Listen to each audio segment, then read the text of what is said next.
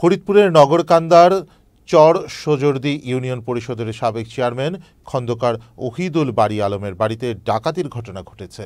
শুক্রবার রাত 1:30টার দিকে চেয়ারম্যানের বসত বাড়িতে ঢুকে 15 থেকে 16 জনের একটি ডাকাত দল। এ সময় পরিবার সদস্যদের অস্ত্রের মুখে জিম্মি করে প্রায় 30 লাখ টাকা স্বর্ণালংকার ও নগদ অর্থ লুট করে নেওয়া হয়।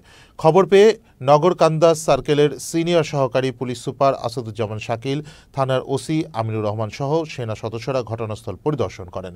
ঘটনার তদন্ত করে আইনি ব্যবস্থা নেওয়া হবে বলে জানান নগরকান্দা থানার OC Mohammad Aminur Rahman.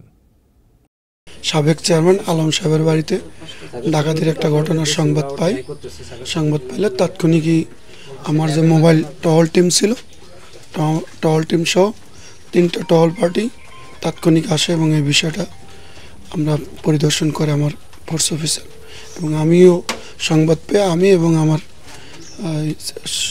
Circle sir আমরা ঘটনাস্থল ইতিমধ্যে পরিদর্শন করছি আর এই বিষয়ে আইনগত ব্যবস্থা প্রক্রিয়াধীন।